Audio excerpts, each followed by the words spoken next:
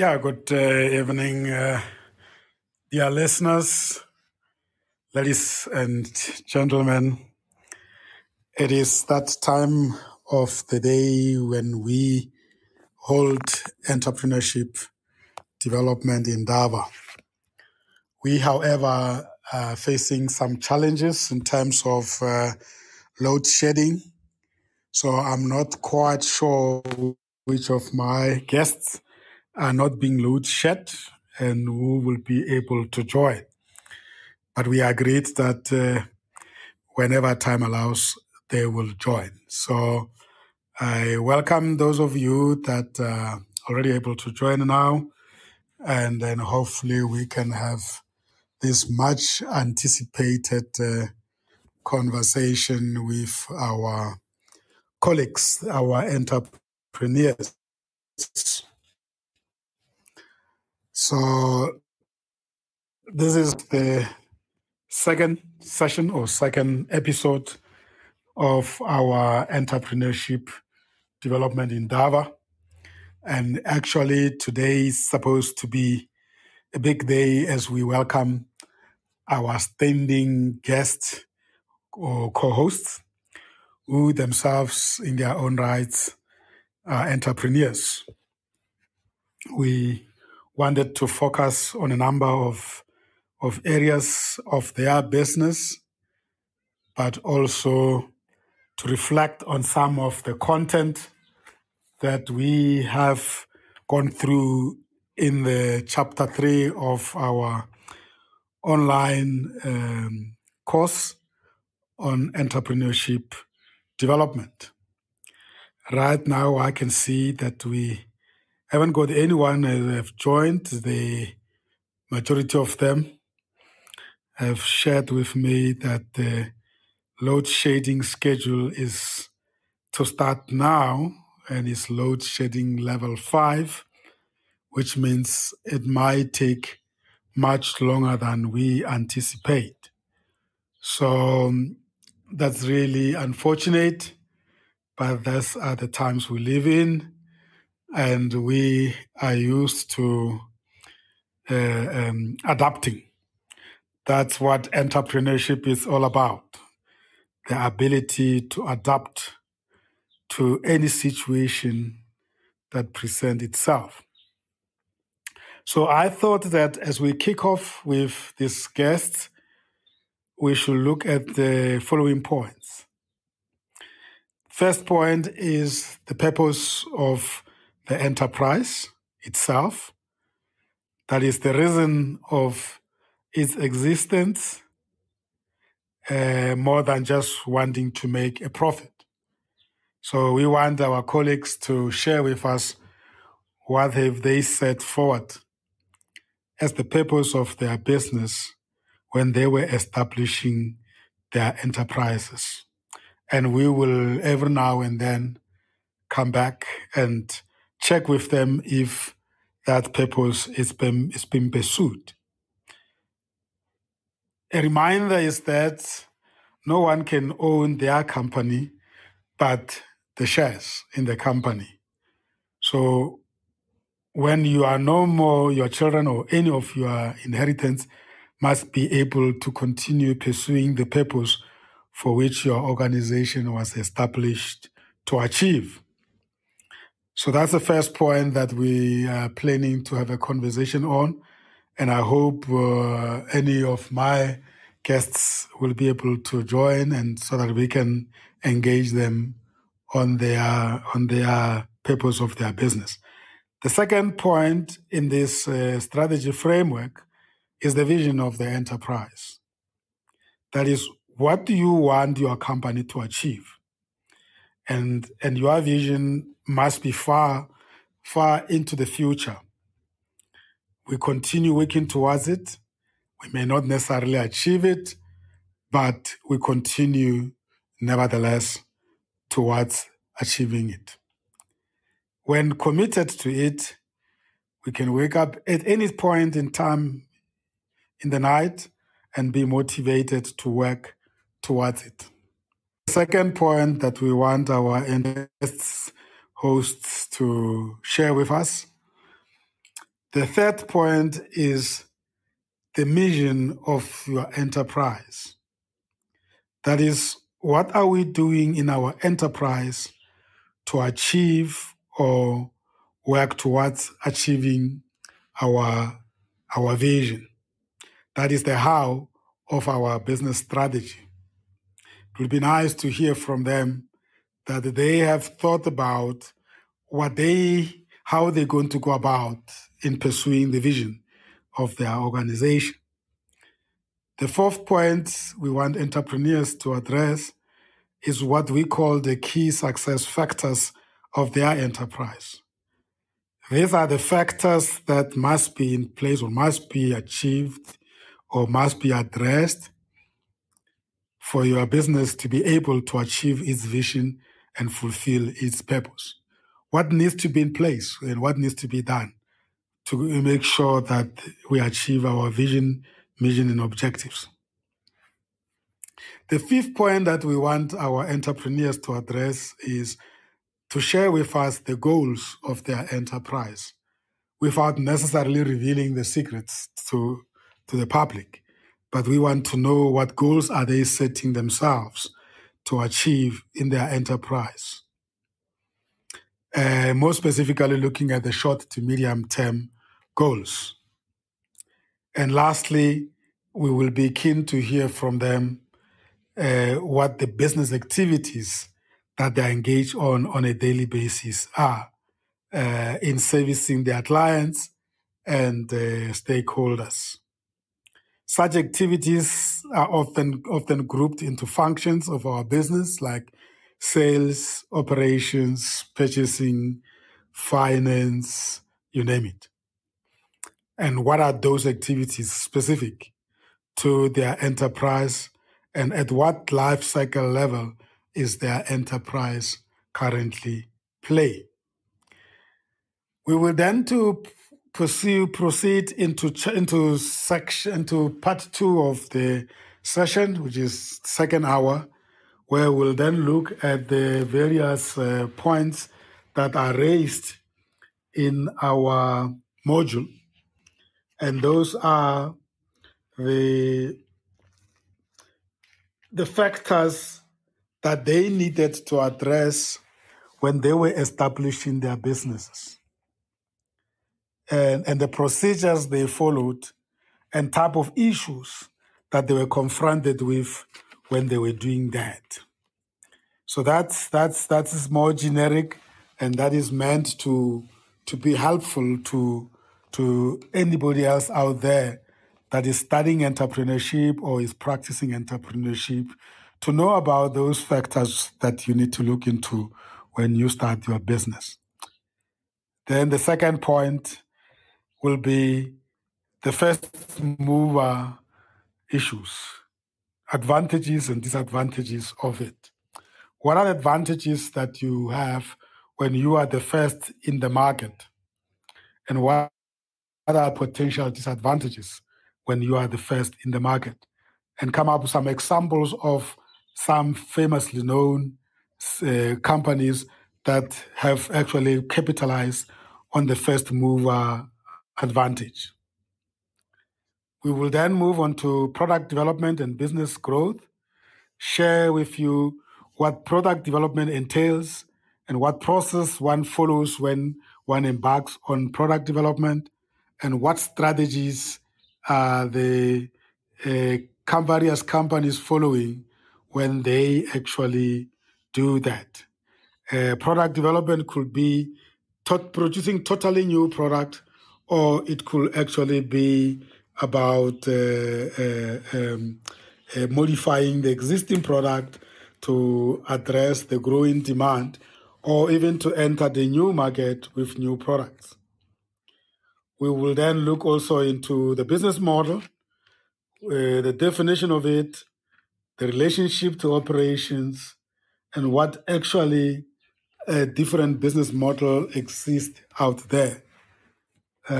We wanted then to continue and look into the next point, which would be innovation in business, the importance of the types and examples of this innovation model that we follow. Then we'll look into the importance of choosing the location for your business. Some people may take this very lightly, but it's very important that the location of your business is closer to your markets and is accessible to most of your stakeholders. So that's the lineup for today. And as I said, we are in load shedding, and I'm not sure how many will be able to join. But I can see that Ramabaka is on the line. Greetings to you, Ramabaka. Greetings to you and the listeners, Rasa. Thank you. I'm glad that you will join. I'm using my to connect. Fortunately, the platform is not heavy on data, so we can actually hold a conversation. And I have mentioned to the listeners that we are being challenged by load shedding, but that's what entrepreneurship is all about. You have to figure out how to operate in the midst of all these challenges. How have you been so far, Ramabaga?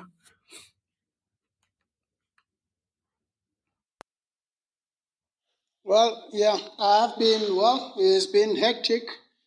As you can see that, with load shedding, you cannot function properly, especially if you're using internet connectivity to be able to communicate with your clients and, partners. Therefore, it affects, your output in a very disappointing and saddening fashion. And we just hope that, this is an experience that will not last for long, because it's affecting our economy as a country, South Africa, and even, our daily lives are affected, because, it reminds me of the good olden days whereby, as black people who didn't have electricity and were just living in the rural settings, dependent on natural, firewood and other means of, keeping our lives, going. So it's a sad reality, but let's hope that we'll find a solution quickly as an economy and as a, society. Thanks. Absolutely, Ramabaka. Entrepreneurs are there to solve problems of the society. In the midst of these challenges, there might be opportunities. I had a wonderful dream last night, and in the dream, I was actually being shown a certain model, and I was like, is this real? Because as I was actually doing what was being shown me in the dream, I was convinced that, no, man, this thing exists and I'm the beneficiary of it. So I'm just going to look for it. And when I woke up, I realized, no, man, it was a dream. So it was a dream. And there, I actually noted it down. And now it remains one of my innovations in technology that I hope to get to the point of implementing it. And one day, Ramawaka, I will share that with you, and I'm sure it will be great news to engage on. But normally I don't recall my dreams, but this particular one I recalled it, and I said, oh, yeah, no, I think maybe Amatlus are talking. Have you ever had a dream about business solutions and innovation?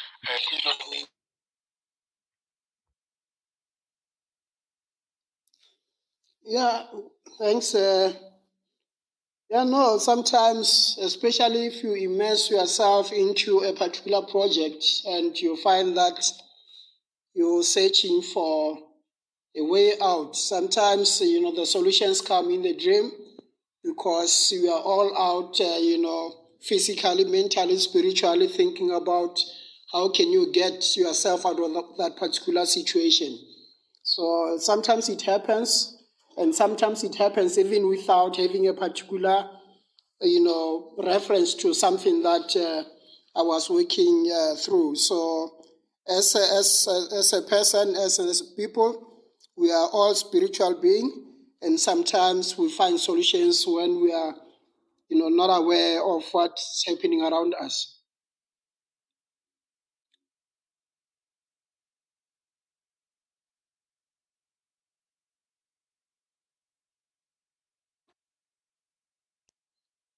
Absolutely, absolutely.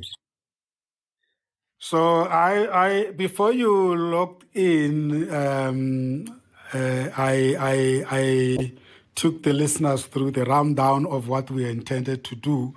But I'm very excited about this program because we have chosen the five of you as practicing entrepreneurs to join us on this series, using your businesses without revealing the secrets, obviously, to educate ourselves and engage with the public out there, but also to engage with the topics that are covered on the online course. So the idea is that we want to bring the knowledge, theoretical knowledge into platform, but also then affirm it or confirm it with practical things. Now, the first point that I wanted us to look at is something that is part of the strategy framework of any organization. The starting point is not really the vision of the organization, but the purpose, which is the reason for the existence of your business, over and above it wanting to make profits. Something that is profound, that becomes your legacy when achieved, and you can be remembered for in your business. It's not an easy thing to do. If you think of it, we're always saying that the vision of the business is far-fetched into the future. We might not achieve it, but what more about the purpose? And then I said that the purpose is, what do you exist for? And you're the first one now to be online. I'm not sure who else has joined us. I think Maynard has joined. Welcome, Maynard. I hope you have been able to hear the first discussions via the public forum listener link. So I've just started to go slowly into the topic of the purpose. And there's no right or wrong purpose. I always say that the purpose of any organization is unique to that particular organization. I will also later share what I see as the purpose of Comesa. But let's go for it. It can keep on changing throughout the whole process of our engagement until you get it so perfect. And I hope we can actually help you formulate and reformulate it.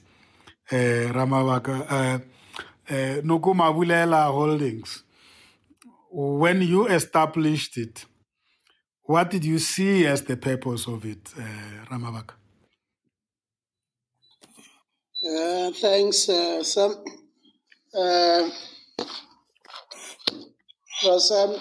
I think I was pushed because I've been working for almost 20 years, managing and leading and working in teams in various entities. And I was also blessed along the way to be, working with very powerful people that are passionate about developing themselves, about finding solutions to various challenges that we have as a society. So my initial bite of, being involved in managerial leadership development and having mentored and coached quite a number of people, throughout my life, informally, formally, and otherwise, and develop them, from very entry point in their careers for them to develop into senior management, and various leadership positions. I thought I saw myself as a strategic thinker, strategic leader that can make a difference by also now becoming an entrepreneur over and above coaching, but getting into the real parts of the economy to see and prove that through entrepreneurship, various ills of our society can be resolved, solutions can be found, especially, attached to food security. So agriculture is one of my passions, to say, let me find a vehicle and set up a vehicle, which is a holdings company through which I can be able to start setting up centers of excellence in various sectors of our economy, the first being the agricultural sector and also the biotechnology, because I was fascinated by being involved in business process engineering. Whenever I go into an organization, I don't just go in to, look as to what's happening. I go in to unravel and redefine and redesign how the business is done. Therefore, that gave me impetus to say I can be a strategic leader and influence others to realize that they can be, the change that they want to see in various sectors of our economy. And therefore, looking at agriculture, looking at biotechnology, whereby, one started to find ideas of saying what other technologies are available that can, heal, the ills that we have. One of those is water is a scarce resource, and therefore being a scarce resource, how then can we treat and disinfect, especially sewage, effluent water, through technology that is kind of friendly to nature, and that's how I got by it when I was fortunate to join one company that had developed one technology that can be able to solve that, which is citrus-based solution.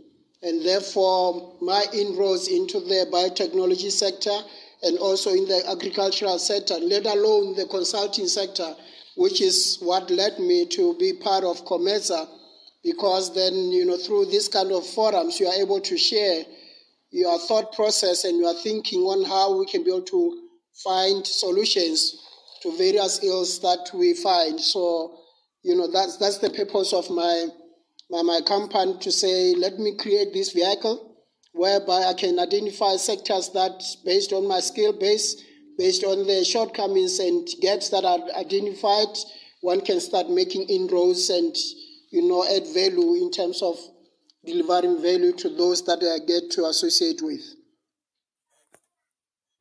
Wow, that is so profound. Yeah, that's so profound. You can mute yourself. Very interesting. I always say that it doesn't matter whether you are successfully able to formulate your purpose, but if we can feel it in your voice, we can feel that passion. That means definitely that purpose exists. I actually can feel it as you speak, Ramavaka, that this is something that means a lot to you, and everything else that you have done in the recent past, it looks like is eating or living from this passion of the original idea. I remember very well meeting you and you talking about your passion for agriculture, and also this the how to deal with this scarce resource called water, using this modern technology that you came into contact with. The purpose of us going back there, we don't want you to lose it just because the right moment has not yet arrived. Will you say that those early contacts of yours that use this technology are still in your stakeholder groupings and are still there to help you realize this purpose of Nukuma Bulelo Holdings?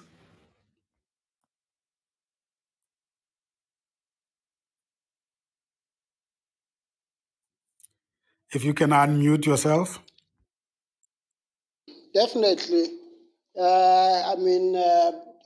Keeping in contact with people that you have met is very important, and maintaining relationship is key for one to grow and be able to achieve more. Because as an individual, I may be able to achieve one thing, but once I bring other people that are networked and are knowledgeable and skilled in various aspects that I think I need for me to move along and drive this particular agenda, is very important. So I'm still keeping in touch with those individuals, with those leaders, and now and again we grab a cup of coffee or a Zoom call, because now coronavirus pandemic has made us to adjust and adapt to the realization that sometimes physical meetings may not be possible, but through Zoom and through WhatsApp calls and other means, and even through such programs, you are able to ignite that passion, whereby some of them, as they go to either listen to what we're saying and also read, because I'm also now using a publication to also spread the gospel of saying that as entrepreneurs, once you bring entrepreneurs closer to premium C-suite executives and thought influencer leaders, we can be able to achieve more. So I'm using a few, instruments to still punch and to stay in touch and relevant, not to lose the dream and the purpose that drives me towards achieving that particular, goal that I've set for myself. Great. Let's give it a go. Ramabak, you have shared it so wonderfully and the rationale behind it, but let's give it a go by trying to define it in one sentence so that we can start working around it as we proceed month in, month out, to a point where it's succinct and very clear. And even yourself, when you wake up and you look at it, you feel assured that the purpose is so nicely formulated that it can't be missed. The rest is for you to interpret and mobilize resources to work towards it as we address other aspects of the strategy framework. I know it might not be perfect, but just help us formulate it in one sentence. What will you say it is?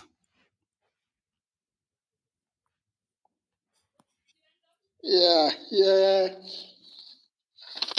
Well, you're forcing me to think aloud and on my feet.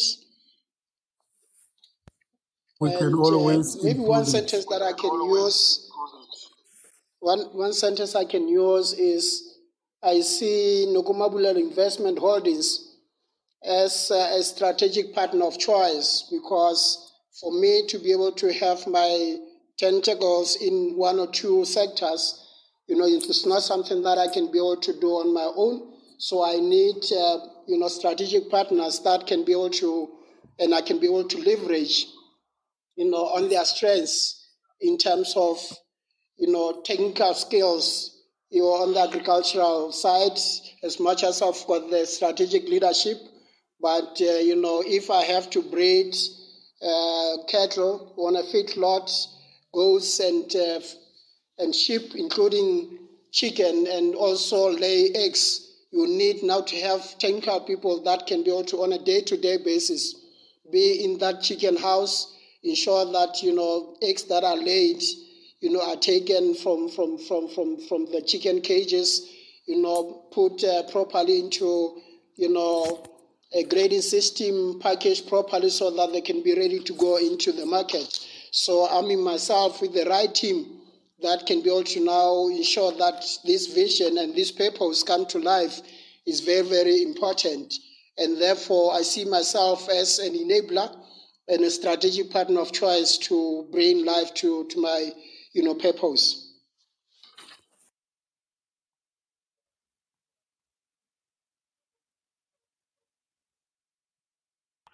you've just hit it so well right there at the end, where you see yourself as an enabler and a strategic partner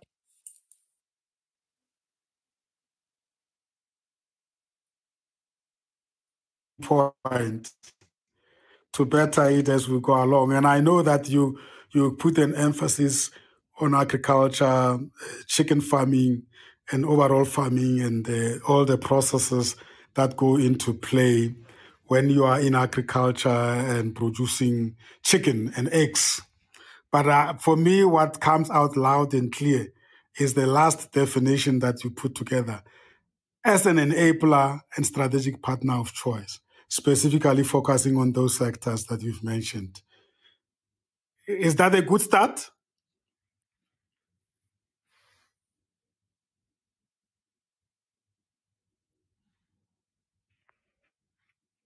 Ramavak? Yes, definitely. It's a great start. Sorry, I'm using also my mobile.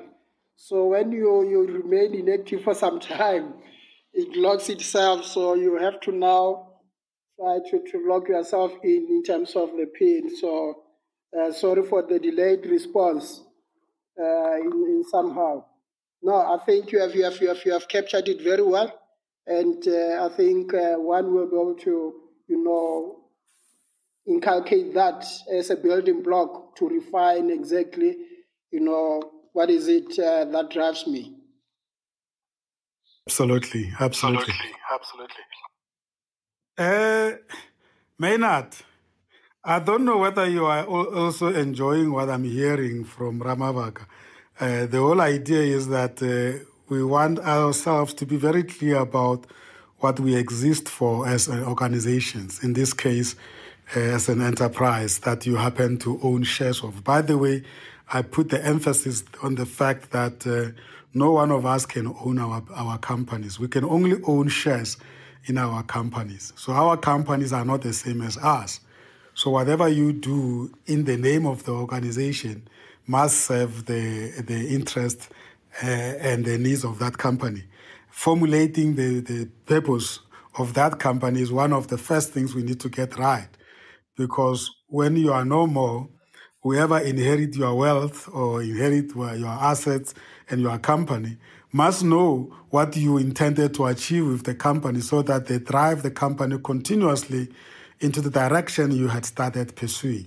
So I don't know whether you are touched like I am touched by the passion that Ramavaka is displaying as he explained what was his original idea when he started the business. Maybe your reflection on that before we come to Marcella branding, corporate branding.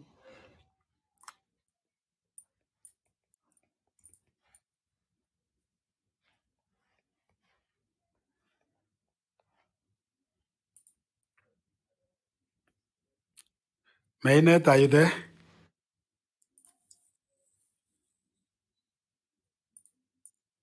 I can see you are in the studio, but I'm not sure whether you are not closer to your equipment or you are talking, maybe we just don't hear you. But I can see you that you are live with us in the studio, Mr. Maisela.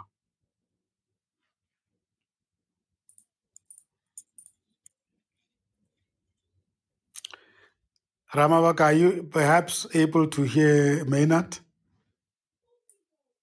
Nope, I'm not able to hear him. All right. Maybe he's mute and he's not able to activate himself. Or maybe he joined using the listeners. Yeah, but he is on this. Okay. Maynard, if you don't mind, please log out and then log in again so that we pick you up because you are in the studio, but we can't pick you up. Hi, Sam. How can you hear me? Oh, we can hear you right now. Okay, but did you hear the question? On the reflection on how Mr. Ramabaka has an impact, I did hear the question, Mr. Sam. Thank you so much and good evening, listeners. I think the passion that is in him is actually very strong, and I'm actually very inspired as well on my side. Yeah, as I was saying that it doesn't matter whether one has formulated in a form of a statement, but when the purpose is there, we will pick it up in your passion, and that's exactly what we have picked up from Ramabaka. And I think that purpose and that passion should always be there. It's something that reminds us why we started the type of business we started. Because the challenges are there. If you are not committed to your purpose, you could actually change it every day and end up not knowing why at first you actually wanted to become an entrepreneur, right? That is very true, Mr. Sam, because at the end of the day, becoming an entrepreneur is not an easy thing. Otherwise, everyone would have been an entrepreneur today. One thing that people need to understand is that, like, being an entrepreneur, you need to have some sleepless nights sometimes, of which that's what people they usually don't enjoy. So Yeah. yeah, it's a tricky thing to be an entrepreneur. It's not as easy as people see it. People usually just see the end result of the entrepreneur, and what is Yes. on the background is just more like the iceberg. Yeah. So the purpose that is well defined and that is connected with your passion can help you to persist, right? You definitely need to have a passion in what you are doing. You know, like entrepreneur, I believe it starts with passion first. Because if you can't have passion of what you are going to implement or what you are going to do, you're definitely gonna fail. You know, because it means every challenge that you're gonna meet, you will resign out of that.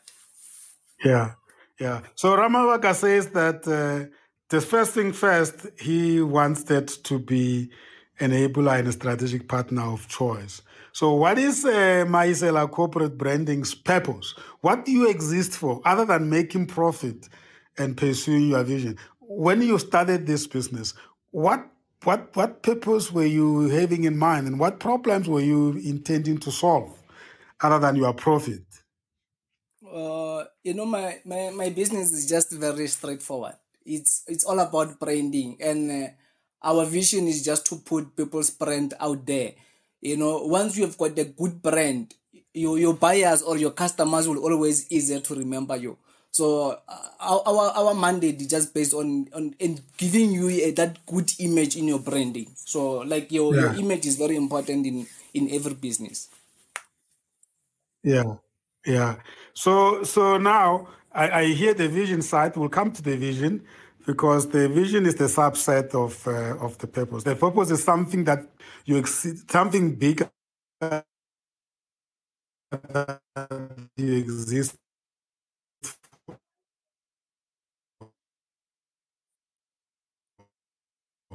Yes, you're doing corporate brand,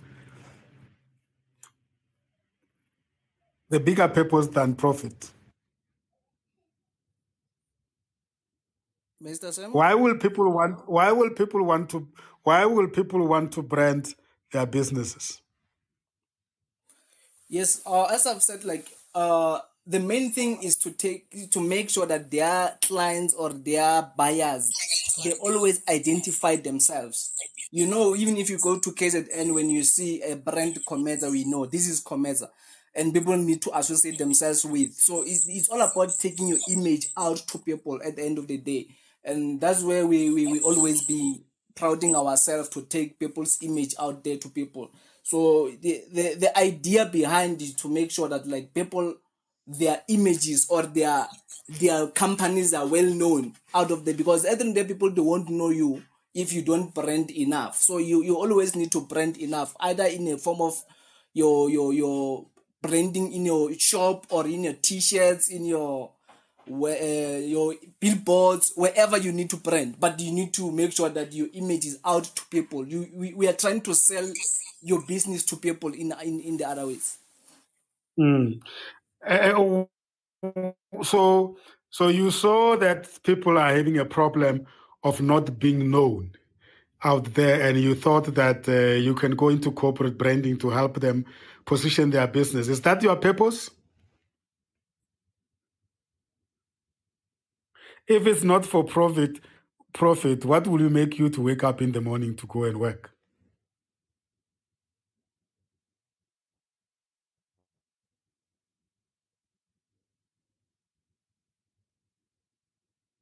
Ramabaka, you can chip in. Hearing Maynard talking about what his business do to help other businesses to position themselves, what will you say is therefore the purpose of his business?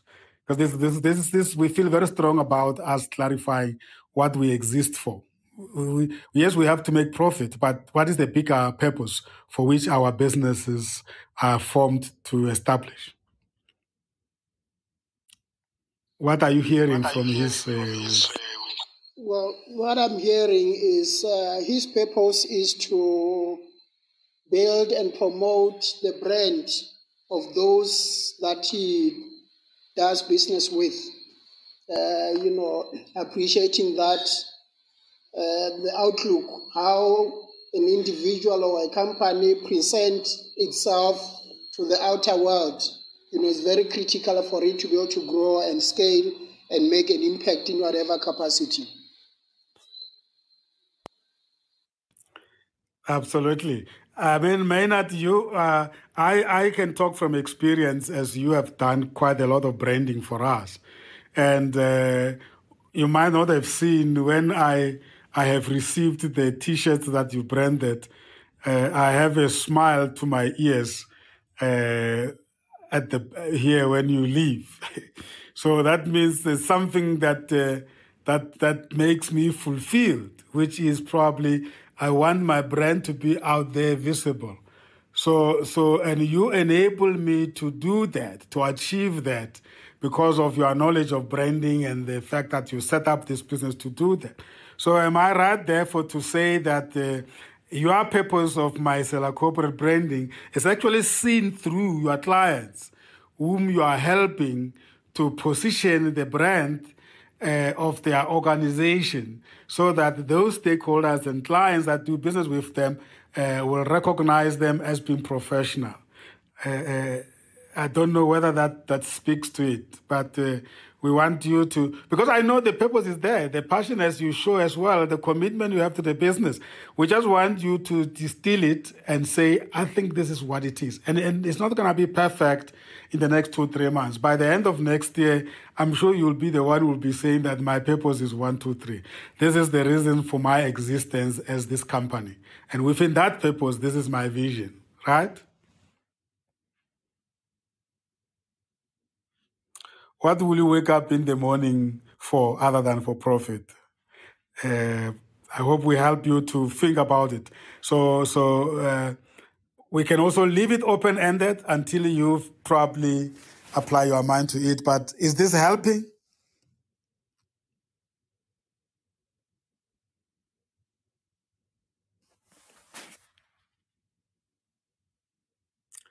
I think every now and then we keep on losing Maynard, but I think we addressed it now. So now, Ramabaka, let's come to the vision now. So once we have defined the purpose, we need to now define what we want our company to achieve. Closer to home. Having said that purpose of Noguma Bulelo as an enabler and strategic partner of choice, what do you want to achieve within that context that will make you feel that you are getting closer to the purpose? In other words, what do we do? What are we about? The purpose was the reason for our existence. The vision is what are we about? And how important is that? Well, we are about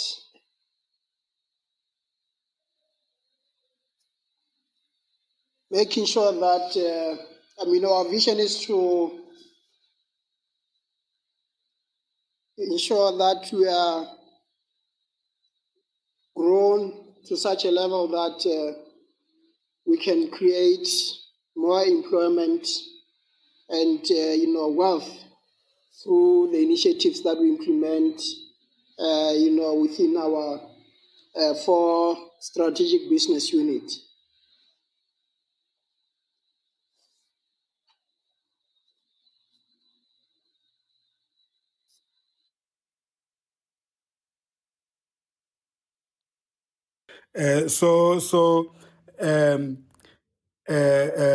Employment growth and employment is critical to the vision to the vision of Nokumavulelo, right?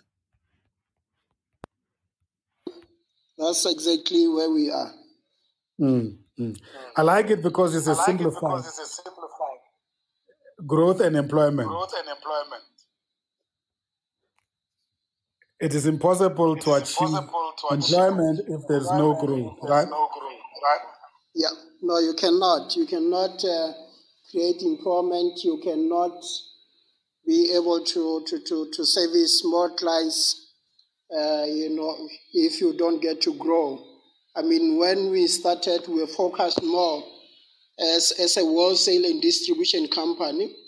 And part of our trajectory now is to say we have now to own the means of production so that you are able to influence the value chain, because sometimes it's well and good to wholesale and distribute other people's goods and services, but if you don't get to own the means of production and dependent on somebody say, yes, I can, give you the eggs to supply to B, and somebody says, I can give you chicken to supply to C, and if he decides to now take an offer to supply to Ntatesem, then we are left in the lurch, and therefore, you don't have the capacity to control one quality and the quantity of supply of whatever service that you need to provide.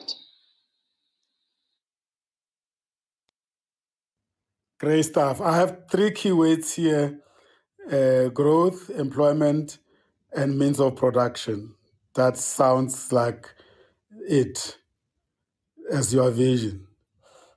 Do you sense that this, as we approach it here, is getting closer home now? Because the next question I'm going to ask you is, now that you have this vision of achieving growth, employment, and ownership of the means of production, can we now answer the how, which is the mission? How are we going to ensure that we have a growth, and how are we going to ensure that we employ and then we own the means of production? Without going into details, what will be the things that you will do to make sure that the vision is achieved? Well, one, ensure that there is performance. You have to create happy customers, happy clients that your output gets to be delivered to, and they are able to now ensure that once you now start moving into the other action and implementable actions, you know that you are driving towards achieving. So some bit of market research is necessary to understand the landscape of the market dynamics within which you need to play, which now will look at the supply dynamics, look at the demand aspects of whatever that you're doing, and from that, for you to have the means of production, you need capital. Therefore, you have to say, have I amassed enough through the revenue streams that I have to be able to now have a knee-jerk reaction to access more capital for you to grow?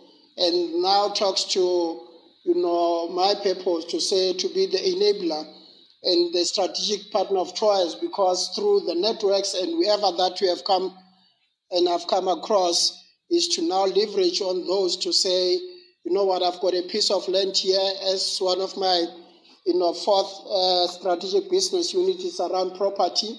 I've got a land here, then, I need to be able to get a construction company and a funder that can be able to unlock the value of me being able to achieve more in terms of the value proposition that I have around the property sector.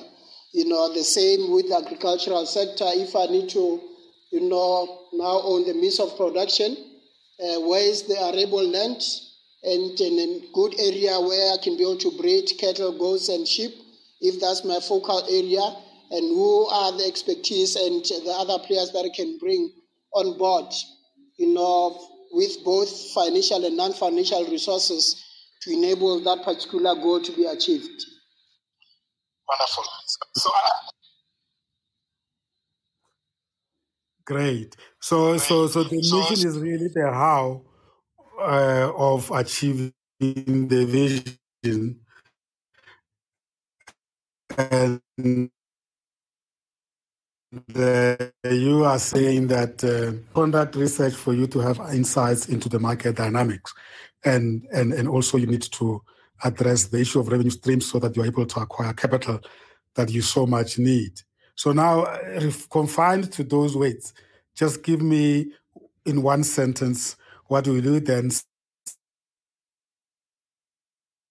I lost you a little bit. I think there was a network problem. Yes. Yeah, basically, I mean, the mission is to,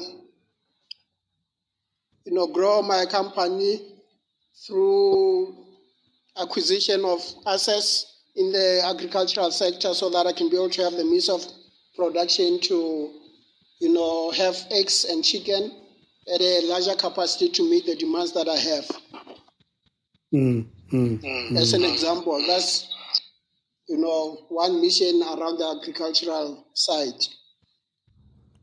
Or it's even a goal, because maybe there will be a cross-pollination between the mission and the goal that I've just said, but the goal will now be talking to the time frames that I've put for myself. Yeah, absolutely. So we have lost Maynard. I hope he comes back. But let's go to the next point.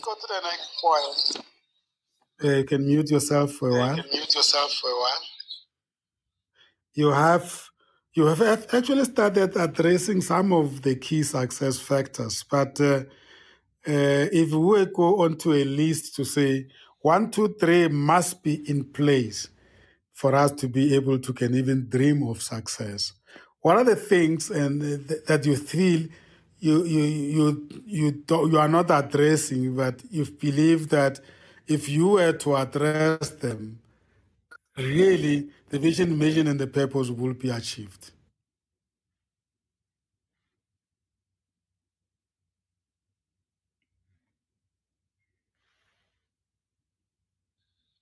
Yeah. One of the key success factors is one,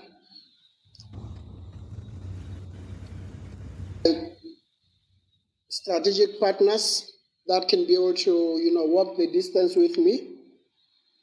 2, have access to resources, financial and non-financial.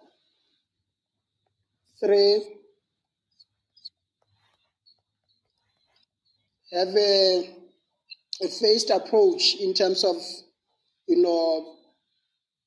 the vision and, the goals that are set, so that you don't find myself, flying the kite whilst, without having, particular focus areas that are able to give me impetus to say, now I've got this under control, therefore I can go into the next one.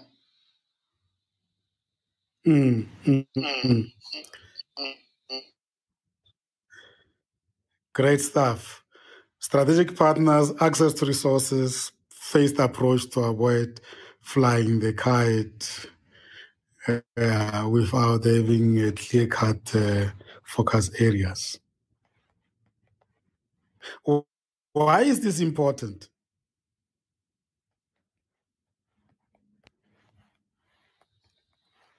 Well, without the right instruments and the right tools, you're not going to be able to achieve much.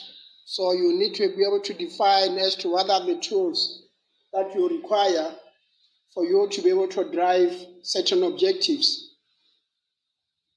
I'm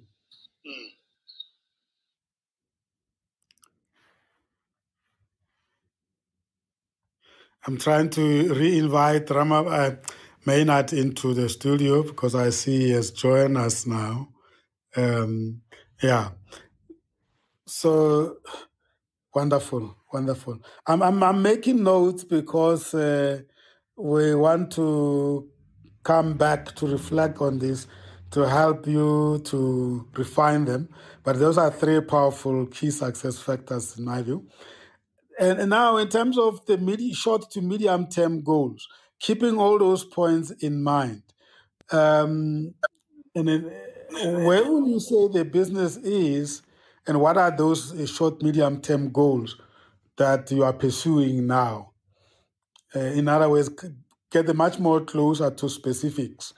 Is it about getting partners as shareholders, or is it about having the first project in the market, or is it about product development, or is it about infrastructure building, or about employing people? If you were to prioritize based on the life cycle where your business is, you know better. What are then the short to medium term goals? Maybe 3 to 5.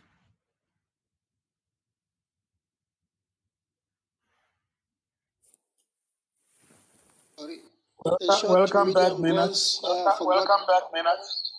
I forgot to unlock myself, is be able to have 2 critical projects with the means of production implemented within the coming 3 years, whereby I can be able to say now there is 1, 2, or 3 operations that are fully operational with the capacitated capital and necessary infrastructure. 2, given that we are faced with a huge unemployment as a society and as a country, if one can be able to create employment, to additional 8 people, because of the dynamics that are happening, to about 30, to grow to about 30 to 60 employees, in the 3 sectors that I'm focused on, without giving much detail.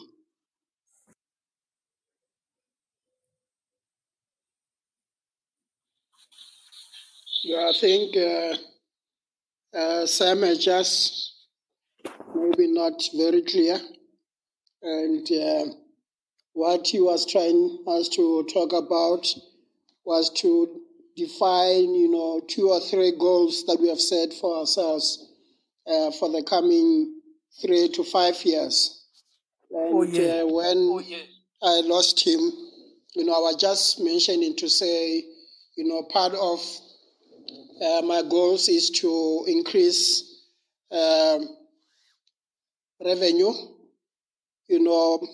hopefully by about 5 to 10%, which will enable me to create employment of about 80 to about 30 employees based on, the projections and the planning, without going into much details of what I'm working on in terms of, ensuring that one has the necessary means of production to be able to now run the agricultural, biotechnology, and the property portfolios that I have for my company without stretching myself too much. No, that is lovely, Mr. Rama. Yeah, so I don't know if you can be able to share. Pardon? Oh, it's like I was saying, like one of our goals is that we want to be supplying a very quality product to our clients as well, and to empower unemployed youth that we are having in South Africa. And at the moment, for sure, like we are starting to empower youth in Limpopo, where we just recently opened our branch. So we trying to empower the unemployed youth. So which is one of our goal that we were striving to achieve. And we believe that we are working towards that goal as well at the moment. So I'm not so sure if I've missed other things, because my network has been in and out. But at the moment, that is our medium-term goals to make sure that we empower these unemployed youth. Yeah, that's great. That's great to hear. I think Sam is now back. So, Ngate, Sam, you can be able to take the lead. I was trying to hold the fort whilst it seems we lost you somehow. Oh, was I lost as well? I thought I lost you. Yeah, no, well, we thought we lost you. That's why we ended up now conversing between myself and Maynard. And I was conversing myself alone. So that means you were on you were on mute. No, I wasn't on mute. Okay. Yeah. But anyway, I was at that point where I was explaining the reason why we are engaging on these conversations and these high-level topics. We are saying that this is powerful for the entrepreneurs if they are able to articulate their businesses in this way, because this is what when you meet potential funders or potential partners or even clients, they want to see you being able to articulate your business in those business languages that we know. And having come up also with the key strategic factors, critical factors, and also medium to short-term goals, you are actually demonstrating that you don't just wake up and work on anything. You wake up and work on something that is part of your business plan. And those medium to short-term goals, short-term to medium goals, are one things that we work to pursue every day. I think that's where I ended up, and that's when then you came back, and I didn't know that I was not actually being heard. Yes, no, we lost you, Mr. Sam, but like I'm back now. I hope I'll be connected live. I was still talking to Mr. Ramabaga that like our goals was to supply quality products with the competitive pricing, and to empower the unemployed youth, which is what we have currently started to do and to implement as well in Limpopo, because it has been our goal as well. As like when we started, we had like a 10-year vision that like in the next 10 years, this is what we wanted to achieve. We wanted to make sure that we have a branch in Limpopo, and we wanted to make sure that it's smoothly running and we employ these unemployed youth and unemployed graduates. And we started to work on that mission, on that goal at the moment, and we definitely working towards that goal. Remember, my corporate branding is 9 years this year. Next year, we are hitting for the 10th year. So on our 10th year, we wanted to make sure that we achieved the goals that we set 10 years ago. So we're still working towards that goals, and we only left with 1 year, and we are showcased that we are almost on the 80% achieving our goals. How does it make you feel when you know that you have set goals that you work towards? I think it motivates me every day when I wake up, because like every day when I wake up, I need to make sure that I visit my goals, and I need to see if I'm achieving those goals or not. So it actually motivates you to wake up and go work hard each and every day as an entrepreneur. Because if you can work without goal, without setting any goals, you will be more like a headless chicken. You won't have a direction because you are just working without achieving any purpose. So it definitely motivates us a lot. So there is benefit indeed in reflecting on all these things. You wouldn't see it as a waste of time and just completing paper trail. No, it will never be a waste of paper trail. Definitely, it will never, because it shapes you as well. Like it shapes the business in general. It shapes you as an individual. It gives you a direction of that. Like this is the mission and the vision that you need to achieve. You are working toward these goals, and you definitely need to achieve them. And yes, sometimes you might find that like when those terms arrives, maybe you didn't achieve 100% of the goals that you set, but it will still motivate you to set another 5-year or 10-year plan again going forward, and make sure that you finish off from where you started. So it's a very good thing to start. If you start any business, you need to have goals at the end of the day. Can we hold you onto them accountable in the coming years? Mr. Sam? I think I lost you a bit. Can we hold you accountable on these goals in the coming years as of interest? Now that you have entered this program of using your business to help you clarify the bigger picture. Oh yes, like you can hold me accountable on that one, definitely, because that is the goal that we wanted to achieve. Even if it cannot happen in a 5-year term, but we still have to include them in our next 5 years. So it means it has to be included in our 10-year plan, because when you have goals, you either set a 5-year term or a 10-year plan. But like if you can't achieve them within the first 5 years, those ones you still have to be accountable in the next coming 10 years. What is critical for Maisela Limpopo to kick off well and grow? What are the critical success factors you need to have in place in Limpopo? You know, in Limpopo is a unique province altogether.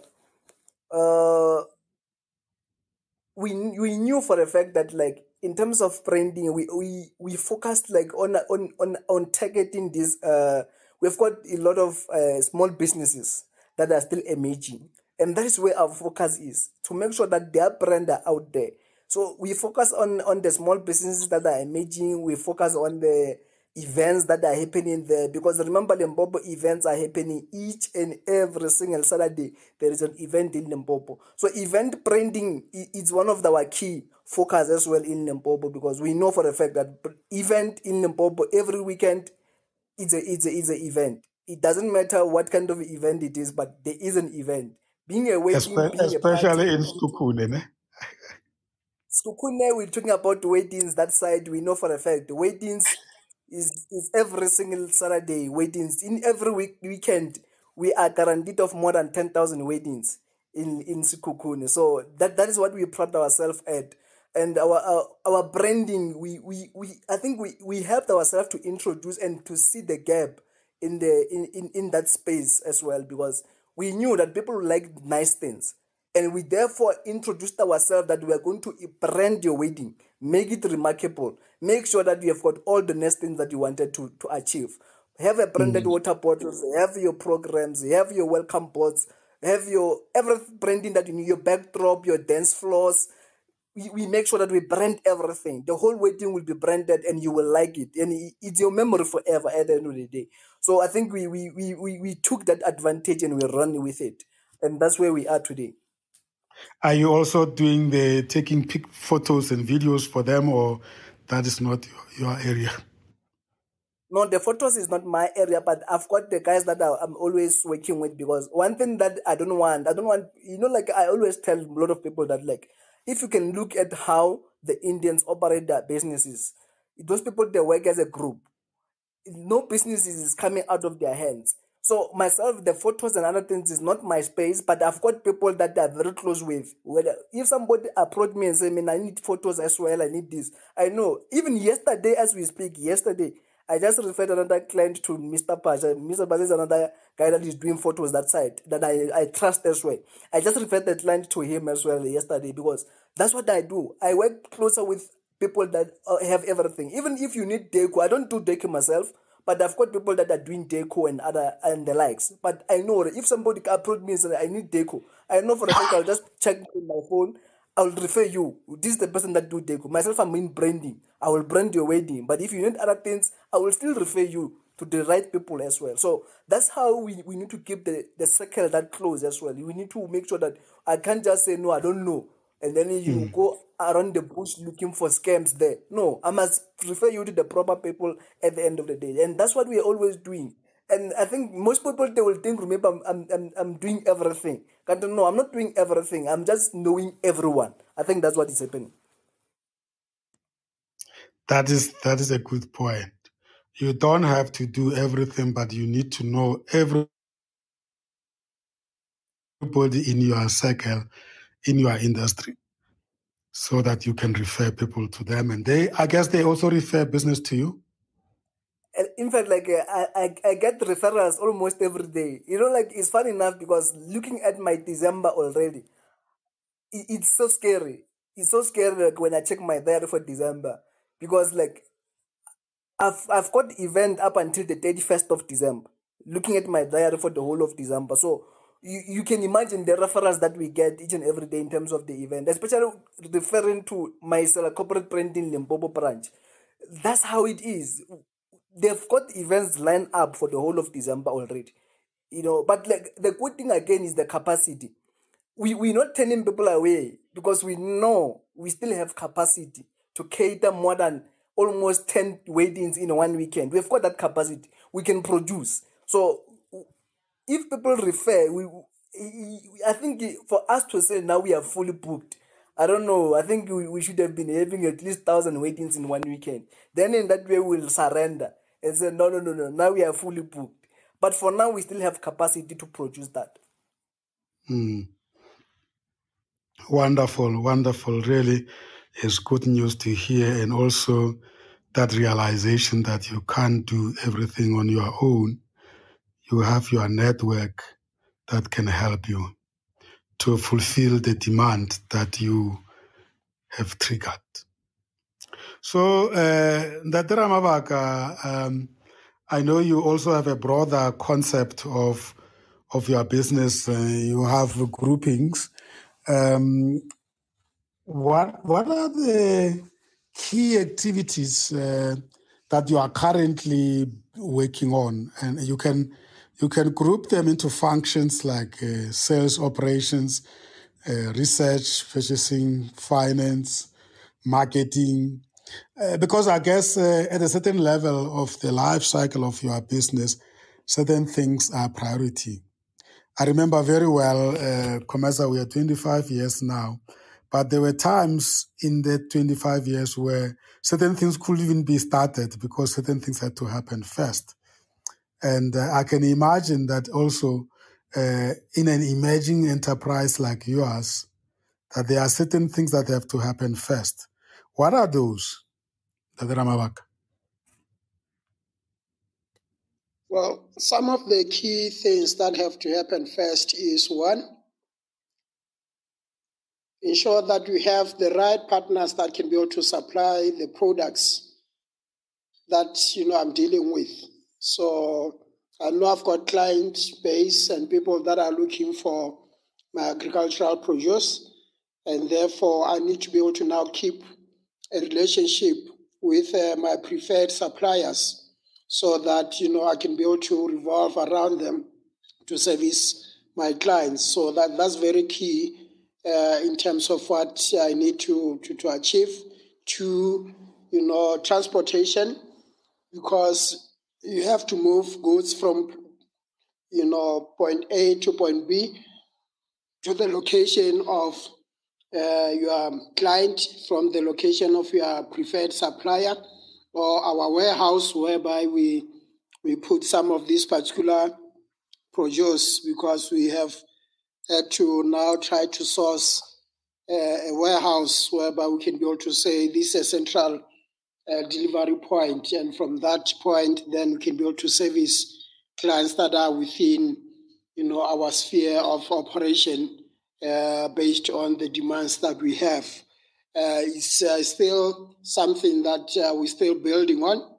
It's not yet at a level whereby we can say it's a well-oiled machine because of this, dependency on quite a number of aspects, but also because of, in terms of the agricultural products, you find that sometimes there's lack of supply, which affects increase in cost, or there's a virus that affects some of, the goods, or let's say chickens.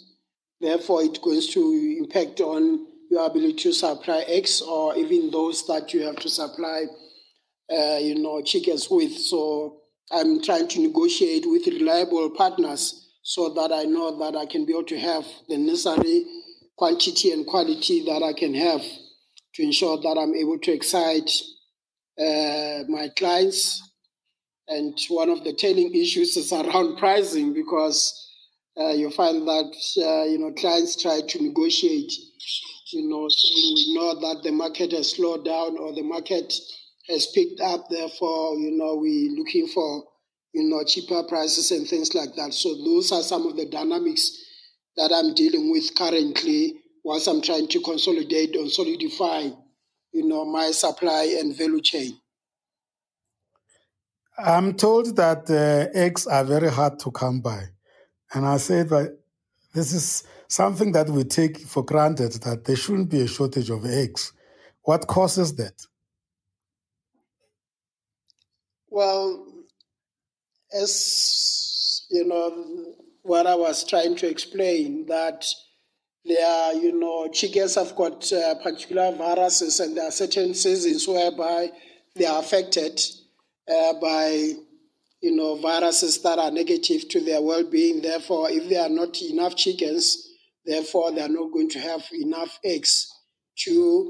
Because of the coronavirus and other aspects, there has been quite a number of chicken operators or egg producers that had to go down, and especially emerging, manufacturers of eggs and chicken. Because of the coronavirus, they had to now reduce, their staff, and that impacted now on the demand and their ability to supply. And therefore, quite a number of some of these were not running profitably, and they had to close down. Therefore, once now most of these emerging suppliers close down, it affects the supply of eggs, let alone to note that even the big producers of eggs or suppliers of eggs are dependent on the emerging suppliers. And you find that there is a tiff, around pricing, whereby, the emerging suppliers end up having to sell and are expected to sell their produce at cheap prices, which may not be sustainable in the long term, and therefore results in emerging suppliers having to close down because of this monopolized fashion of, those that are operating in the space. So those are some of the dynamics that we're dealing with, and those are some of the dynamics that end up ensuring that we don't have enough, eggs in the supply. Mm-hmm. There is talk of product development. I'm just thinking about your two businesses. Mr. Maisela Corporate Branding, the business is an emotional product. It produces emotional product. Although it shows itself in the form of a branded T-shirt or water bottle or branded wedding program, it's emotional. It's an emotional product, and I think, as you were saying, everybody wants their wedding to be branded, and it's there for good every time they reflect on it. Your products, that the Ramavaka, is about food security. Are we taking the issue of food security serious enough, in your view, or we're just waking up and say, "Tauja mtlolela or Tawona tomorrow, we'll see how tomorrow solves itself"? Because it's almost like there is this assumption that you go into the supermarket, you will find what you're looking for. And you are saying to me that actually even these big suppliers are dependent on emerging suppliers. I mean, that's good news, isn't it?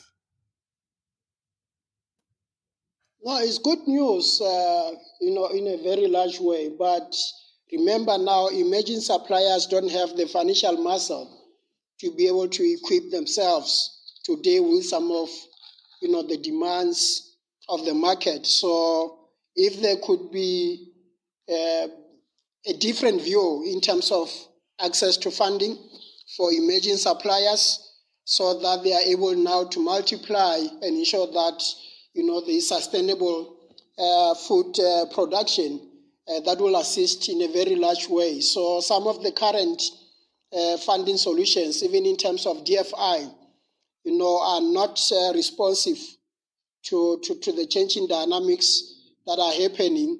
And some of the DFI, the mistake that they are still doing is using the same instruments that the commercial banks are using to evaluate viable businesses. I mean, how do you expect a farmer from Khashoggi who maybe not necessarily had that, big brother, uncle in the furniture business who had funding to say, take this money, go and do whatever that you want to go into. And therefore, now when you look at strategic partners to unlock your capacity to realize your passion, to ensure that there is food security. Now, even our DFI are lacking in terms of unlocking that. They will still say you have to have a collateral. Then how then can you have a collateral whilst you are an emerging supplier? Whilst we're trying to move into that space, why can't our DFIs look at the fundable business plan, whether this business plan is implementable or not? And if it is, then let's take the risk to ensure that we are able to move in that particular space. So those are some of the transformative, thoughts that have to go into our DFI. Even in terms of our, commercial banks, that's something that, we need to move towards. And therefore, if now there are others that are looking at creative ways of saying, let's have a model that can create a better access to funding and to resources, even in terms of the technical skills and the management skills that are required to enable more entrepreneurs into the agricultural sector, then, you'll find that there can be more achieved. And by attracting more young people into food supply and food production, you'll find that some of the ills of this unemployment rate that we're dealing with, may be something that, we can be able to say is being tackled. But you need an integrated model that, is sustainable to ensure that you don't find people that have got the passion to move into the agricultural sector being disabled and, lack access into that particular sector because of access to funding and access to other, aspects that require not a fragmented approach to entrepreneurship or to dealing with the issues of food security. The nation that cannot feed itself is indeed in trouble. Are the Black South Africans keen on entering this sector, agriculture? I mean, we grew up in the farms, many of us, but I don't know what happened, and somewhere we lost the interest. But is there a sense of agency among Black entrepreneurs to really look at agriculture as a viable option to become entrepreneur in? What are you hearing? Yeah, there is that passion. There is that movement towards moving into the agricultural sector amongst young people, especially even in terms of our women, because as you just mentioned and alluded to, us growing in the rural areas. Sometimes when I look at fond memories of my mother, and I just spiritually talk to her, I just remember that we used to live off things that we used to grow from our allocated piece of land in our village, and we had no need to go to shops. We had groundnuts, we had beans, we had maize, we had, especially this harvesting time, watermelons and all kinds of food that we got from the land. And young people are now starting to wake up to that reality. And I know quite a number of young people that are now have been trained and are still going through training on horticulture, on growing crops, internal and other irrigation systems, and others now moving into areas of cattle breeding and goes breeding and things like that. So there is that realization that we have to go back to the land. But the issue is, one, access to land, especially in terms of financial enablement, and therefore the programs that are available are kind of sometimes falling short. But as an entrepreneur, we have to keep on, fighting, and even looking offshore, even though people say, but foreign direct investment or getting loans from outside may be selling ourselves short. You have to have a two-pronged approach to say, is there a new model that is being developed? Because there are creative minds that one is surrounded with, whereby we're saying, how then can we access and create funding, not necessarily access funding, create funding by taking advantage of the millions of our people that we have, so that we are able to unlock, because maybe the commercial banking sector is not coming to the fore, or even in terms of the DFI and some of our government programs are not that integrated. If you offer a solution that is fragmented, then it doesn't become sustainable. But there are people that are realizing that, and young people that are moving into the sector to say, what is that we can do to be able to now start taking care of our food security? I mean, look at Zimbabwe. Few years ago, it was the hub of food supply to the region and everything else, but due to unforeseen circumstances, now Zimbabwe is forced to import grain and other things that it used to produce. If South Africa, we don't wake up to that reality, we may find ourselves in that particular corner if we don't get to be sustainable in our thinking and in our approach to ensuring that we invest more in terms of entrepreneurial development, enabling young and vibrant people that wants to give their all in terms of ensuring that entrepreneurship succeed. More than you being an entrepreneur, having chosen agriculture as one area where your passion lies, I hear you also being more of a motivational type of a speaker here around the importance of agriculture to the nation. You and I, maybe we must agree that this is going to be a standing topic, of course, because of you being in this program. But in other ways, I'm saying that if I give you a challenge to say, part of your challenge being on this platform on a monthly basis, could it be mobilization of young people, entrepreneurs emerging into agriculture? And if it means us finding them, let's do so. How does that sound? It's perfect. I'm up for the challenge. I think it's a duty that we cannot, shy away from. It's a responsibility that, as you said, more of a motivator. At the same time, if we don't get to motivate young people to realize that there are various avenues whereby they can be able to realize their passion and put food on the table, whilst making a difference in terms of finding their own niche in terms of where they want to place themselves.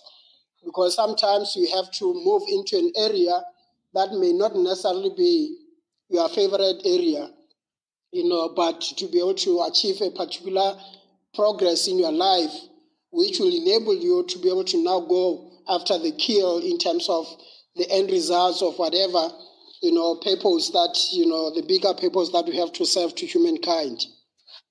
Mm. Wow. And that myself, how can myself corporate branding assist emerging agricultural or emerging entrepreneurs in agriculture like Ndadera Mabaka and the others through your branding business? Where do you think the synergies are?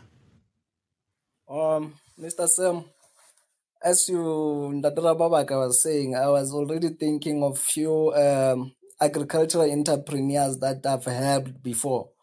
I think I've helped few that I know of personally. that they are into this chicken farming and browning and other agricultural sector.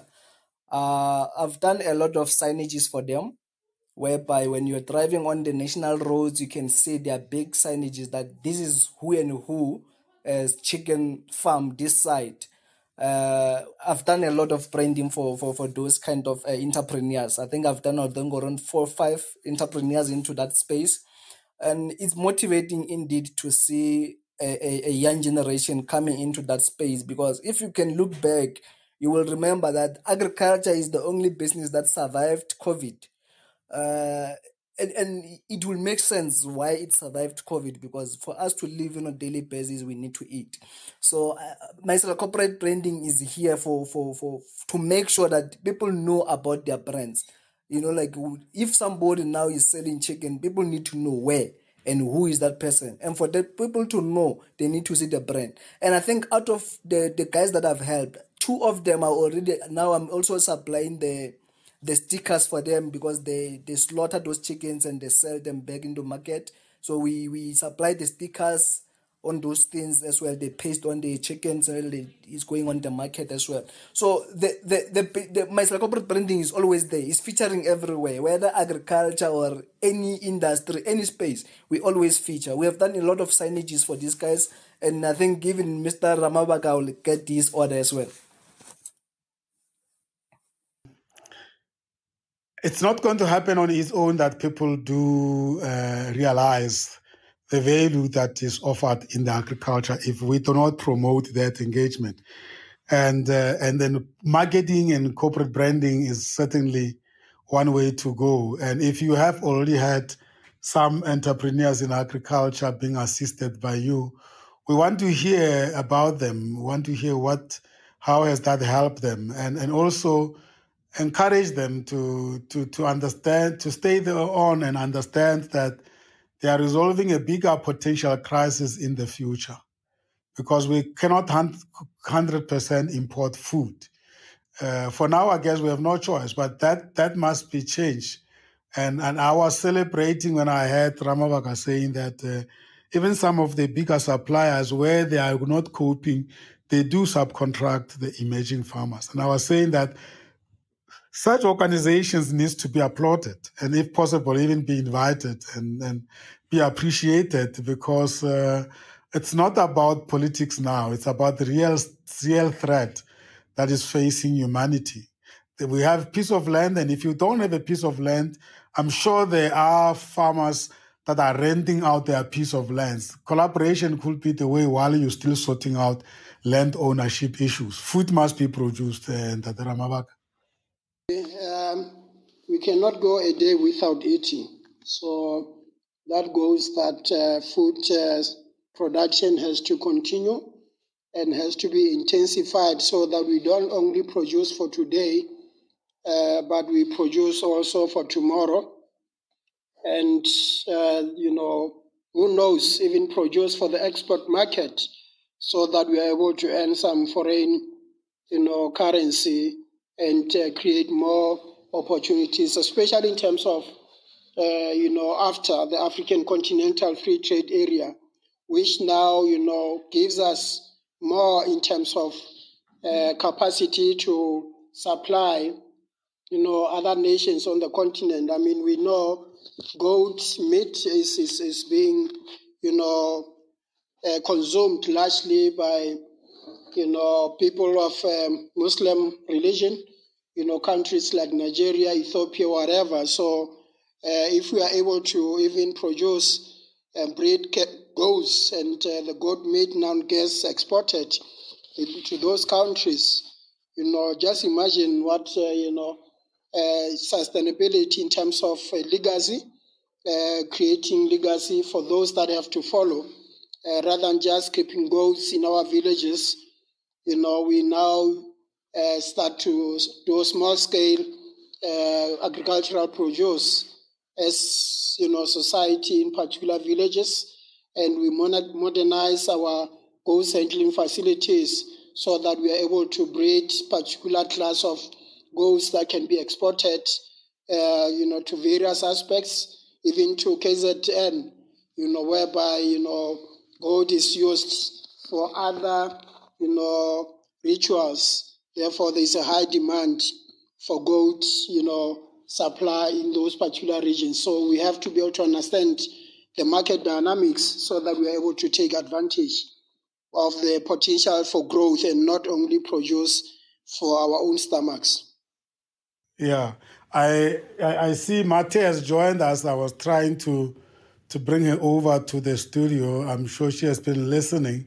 So Mate, I tried to move you over to the studio, but it looks like you're still not. Let me invite. See if you are able to come in. Yeah.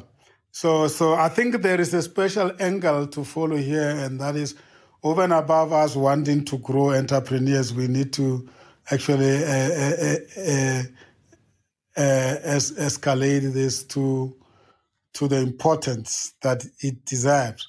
So I mean, we had planned to have 5 of you in here, but obviously due to load shedding, we can only have 2 of you. But if you think of the other 2 colleagues, Ndlandla Sevilla is in the logistics, transport, and then Mati is in the properties, and Rabula is in the consulting. So already there is quite a good balance to try and see if we cannot mobilize entrepreneurs in our areas to come to the show and just share ideas. And hopefully by so doing, then we can mobilize people with specifics, because it's one thing to talk about entrepreneurship. It's another thing to talk about specific challenges that we are addressing. And I think I like this one of entrepreneur of agriculture that is about food security and dependability on food supply. I like the idea, the corporate branding as well, which says, if you do nothing to promote your business, nobody will know about your business. So I think that there's for that reason why we want to keep on talking specifics rather than just reflecting on the theories that we learn in the course. But I think it's a blessing in disguise that we could focus on your 2 sectors. And I think the next time we just have to focus on the other businesses. There's no hurry. And hopefully explore far deeper to say which of your businesses can help which businesses. And as we keep on reflecting and you share progress with us, we're using you as a control instrument to see if we are changing the perspectives around entrepreneurship. That's the whole idea. How does that sound? Yeah, no, I think that it's a whole idea of seeing like which business can help which one to succeed. Because as you say, like branding, it's more like a basic. It's your bread. Like for you, every morning you have to eat breakfast. So with branding, it's just more like that. You need the breakfast every time. You need your brand to be out there to people. So we feature in every sphere, As you mentioned that Shwe Properties is about to come in as well.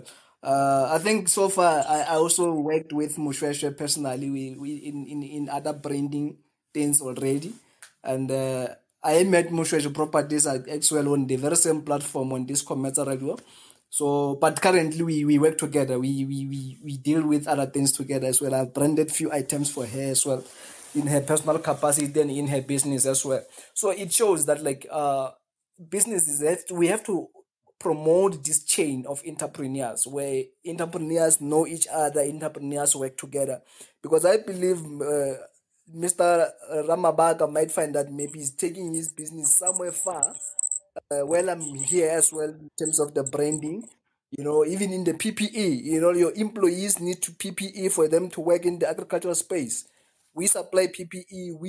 Like branding is just all over into every business. We touch every businesses in terms of branding. Yeah, and then Mate has just confirmed and say Maynard's service is excellent. Thanks, Mate. Well done. That's what we want. If this platform indeed can connect businesses, what more do we need? So, and that's why we we feel that on a monthly basis, we need to bring entrepreneurs together. Nobody's going to do it for us. We have to do it for ourselves. And as you've shared with us, Maynard, the model of the Indian business people, they work within their network. And there's nothing wrong with that. And we must also have a network. But especially if you are practically involved in business and you can offer service. I can attest to what Marty is saying. I mean, you have been doing branding for us for a while now. And it gives one a good feeling to know, should I need additional branding? It's no longer even asking for RFP or whatever. I said, listen, so far you have done a good service. I'm a private business, so please, I need so many T-shirts branded, you know? Yeah, man, like this other guy, he's still a new entrepreneur. He's producing the chili sauces and whatnot. The guy, he met me. When he met me, he just wanted like some few stickers for his sauces while he was still studying. And like, I mean, like looking where the guy started, as small as he is, like as in like during the week, we just supplied him with the whole event branding, with the telescopic banners, your tablecloth, your this whole branding for him, like the t-shirts for his staff and the hoodies and whatnot. And like it's because now he started to trust in our business as well. And he's one of that guy that also believe in the concept of helping young entrepreneurs together, working together as a chain. And I think I liked his philosophy, because he came to me, he told me, you know what, I've seen these other guys that are doing branding. They say they can do this thing cheaper. But I was worried. I was like, no. Why is it cheaper?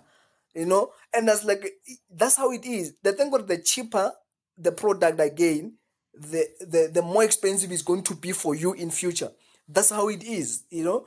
And yeah, the guy now started to believe in our business, and we're working very well. He just started letting like this year his business. But so far we work very well. He's online, Maynard, and he says you are talking about him. He says you deliver Oh, excellent service. wow. Yes, that guy, I mean, like his business model is also believing in creating the chain, in working together as a chain. And you know that thing, it's actually what we need as young entrepreneurs, like to create the chain. And I liked his philosophy as well, and we're working very smooth with him. Thanks, Lich. Those are His good name is news.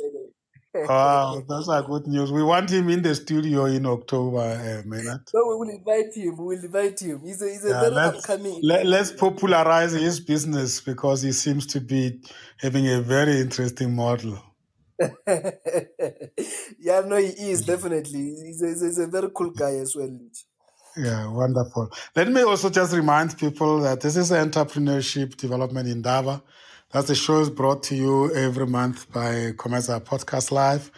The whole idea of the show is that we have these 5 entrepreneurs as co-hosts, and we will be reflecting on their businesses as learning platforms, but at the same time, inviting other entrepreneurs out there that they have interacted with them, that they recommend. As Maynard has just mentioned now, we will have his client on board, and let's help them become known. That's the whole idea, honestly.